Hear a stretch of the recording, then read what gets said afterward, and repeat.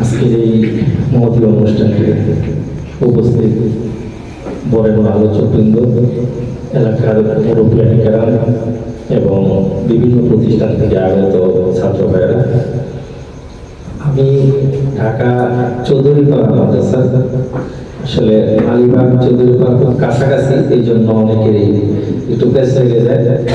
আমারটা চৌধুরীপাড়া মাদ্রাসা এবং দুটো কাছাকাছি, ভালো করে 5 মিনিট সময় লাগে। এই জন্য যারা একটু দূরে আছেন তারা দুটাকে অনেক সময় একটু ব্যস্ত লাগে বলে ফেলেন। তো যাই হোক, আমি চৌধুরীপাড়া মাদ্রাসা।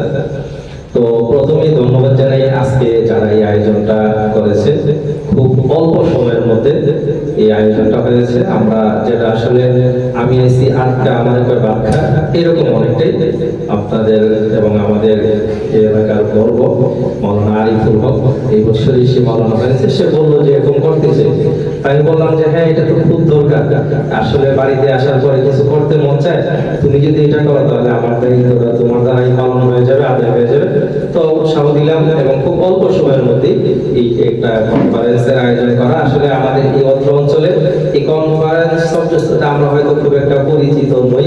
এগুলা ঢাকায় হয়, বড় হল রুমে হয়, সেখানে জাতীয় ব্যক্তিত্ব, যারা জাতীয় রাজনীতিবিদ, মন্ত্রী ওনারা আসেন, এরকম একটা অবস্থা আমরা কনফারেন্স শব্দের সাথে জানি। কিন্তু দাওয়া কনফারেন্স এটা এই ভুইয়া বাজারে হতে পারে, এটা আসলে অনেক সৌভাগ্য এবং অনেক সাহসের বিষয়।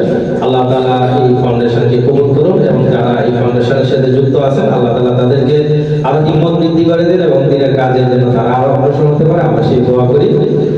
আমার যে বিষয়টা দাওয়াতের গুরুত্ব এবং দায়ী গুণাবলী, দায়ী মানে যিনি দিনের পথে মানুষকে দাওয়াত দেন, তাকে দায়ী বলা হয়।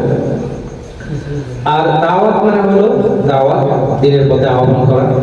তো দাওয়াতের গুরুত্ব কতটুকু আমরা একটু যদি নিজেকে মুসলিম হিসেবে চিন্তা করে এরপরে একটা খবর শুনি, তাহলে আমরা বুঝতে পারবো যে কতটুকু জরুরি দাওয়াতের কাজ এবং এটা কতটুকু আবশ্যক হয়ে গেছে। আমাদের বৃহত্তর ময়মনসিংহের অংশ ছিল আগে টাঙ্গাইল, সেই টাঙ্গাইলের মধুপুর, আমরা আনারসদের খুব চিনি মধুপুরকে, সেই মধুপুরে 100 ফ্যামিলি অমুসলিম হয়ে গেছে, খ্রিস্টান হয়ে গেছে। হয়ে যাওয়ার পর সেখানে যখন তারা একটা গির্জা করতে চাইলো, তখন প্রশাসনের অনুমতি বা বিভিন্ন জনের কাছে যাওয়া আসা, তখন খবরটা এলাকায় ছড়াইলো যে 100 ফ্যামিলি, আমাদের গ্রামে, সব গ্রামে 100 ফ্যামিলি নাই, 100 ফ্যামিলি মুসলিম হয়ে গেছে। তখন সেখানে দাওয়ার কাজ করার পরে তাদেরকে আবার ফিরত আনা গেল।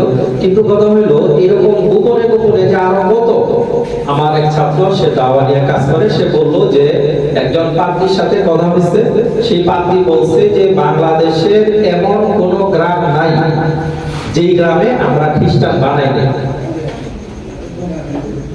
খ্রিস্টান বানাই নাই এমন কোন গ্রাম নাই। ওই পাদ্রী যদি বানায় করে থেকে ওটা পাদ্রীর দোষ। কিন্তু কতটুকু আত্মবিশ্বাস, হয়তো কোন গ্রাম ছোট গ্রাম হয়তো বাদ আছে বা প্রকাশ পায় না, কিন্তু কতটুকু আত্মবিশ্বাসের সাথে সে বলে দিচ্ছে যে আমরা এমন কোন গ্রাম নাই যে গ্রামে আমাদের ধর্মের অনুসারী বানাই। সুতরাং আমি একজন মুসলিম হিসাবে আমার প্রতিবেশী, আমার নিকটজন অমুসলিম হয়ে যাবে, জাহান্নামের আগুনে পুড়বে, আমার পাশের বাড়িতে যদি আগুন লাগে, আমি যতই তাকে পছন্দ করি, আমি তো সবার আগে দৌড়ে যাব দুনিয়ার আগুন থেকে বাঁচানোর জন্য। সুতরাং একজন মানুষ অমুসলিম হয়ে যাচ্ছে, সে বেঈমান হয়ে যাচ্ছে, সে যে অনন্তকাল আগুনে জ্বলবে, সেই জন্য আমার দাওয়াত দিয়ে যেতে হবে তার কাছে, দিনের পথে ফিরে আনার জন্য চেষ্টা করতে হবে এবং এরকম পরিণতি যেন আর কেউ বরণ না করে সেই চেষ্টা আমাদেরকে করতে হবে। প্রিয় উপস্থিতি, আসলে কোরআন সুন্নাহর আলোকে দাওয়ার গুরুত্ব অপরিসীম। আমরা একটা সুস্থ সমাজ দেখতে চাই, একটা ভালো সুন্দর দেশ দেখতে চাই, একটা সুন্দর সমাজ, একটা ভালো রাষ্ট্র গঠনের জন্য দাওয়ার গুরুত্ব অপরিহার্য। কেন? আমরা জানি যে দেশের দুর্নীতি কি পরিমাণ হয়, কি পরিমাণ টাকা আমাদের সুইস ব্যাংকে চলে যায়, কি পরিমাণ টাকা বিদেশে পাচার হয়। আমাদের কিছুদিন আগে আমাদের এই সেন্টার ফর পলিসি ডায়ালগ তারা বললো যে ব্রিটিশদের আমলে যে পরিমাণ টাকা এই দেশ থেকে গেছে এর চেয়ে বেশি চলে গেছে। কেন যায়? কাদের হাত ধরে যায়? যাদের হাত ধরে যায় তারা শিক্ষিত, তাহলে সমস্যাটা কোথায়? সমস্যাটা হলো তাদের মাঝে জবাবদিহিতা, পরকালে আল্লাহর কাছে হিসাব দিতে হবে, এই মানসিকতা নাই। তো দাওয়াত কিভাবে এটা সমাধান করবে? দাওয়াতের কাজে যখন একজন মানুষ যুক্ত হবে, সে তখন আল্লাহকে বিশ্বাস করবে, পরকালে জবাবদিহিতাকে বিশ্বাস করবে, এবং প্রতিটা মুহূর্ত তাকে হিসাব দিতে হবে এই বিশ্বাস করবে। যখন পরকালের বিশ্বাস তার মাঝে আসবে, আল্লাহর কাছে জবাবদিহিতার যখন মানসিকতা সৃষ্টি হবে, তখন আর বিদেশে টাকা পাচার হবে না, তখন আর দুর্নীতি হবে না। হযরত ওমর রাদিয়াল্লাহু তাআলা একদিন যাচ্ছেন ওই খলিফা, তো একটা রাখাল ছাগল চড়াচ্ছে, তার কাছে গিয়ে বললেন যে আমার তো ক্ষুধা লাগছে, কিছু খাইতে দাও, তোমার ছাগল থেকে দুধ খাওয়ায় দাও। বললো যে আসলে এটা তো আমার না, মালিকের। বললো যে মালিক কি জানবে? তুমি আর আমি এখানে, তো মালিক জানবে না, আর তোমারও কিছু লাভ হইলো, আমারও পেটের ক্ষুধা নিবারণ হলো, আমি তোমার কিছু টাকা দিয়ে দিলাম। তখন সেই রাখাল বলছিল যে আইনা আল্লাহ, মালিক দেখবে না, মালিক জানবে না, কিন্তু আল্লাহ, এই আল্লাহ দেখতেছেন, আল্লাহ দেখতেছেন, আল্লাহর কাছে জবাবদিহিতা করতে হবে। এই মানসিকতার কারণে সেই রাখাল দুর্নীতি করে না।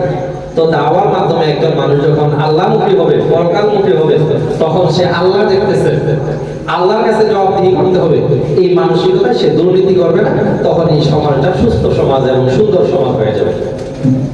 এছাড়াও আমাদের হাদিসে পাকে নবী করিম সাল্লাল্লাহু আলাইহি ওয়াসাল্লাম বলেন যে আমাদের অস্তিত্ব এবং এই পৃথিবীর অস্তিত্ব এই দাওয়ার কাজের উপর নির্ভরশীল।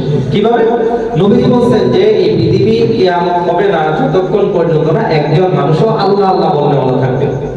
আর দাওয়াতের মূল কাজটাই হলো মানুষকে আল্লাহমুখী করা, এবং সে যেন আল্লাহ আল্লাহ বলে, সে যেন আল্লাহকে বিশ্বাস করে, প্রত্যেকটা কাজের প্রতিটা মুহূর্তে সে যেন আল্লাহকে হাজির নাজির জানে।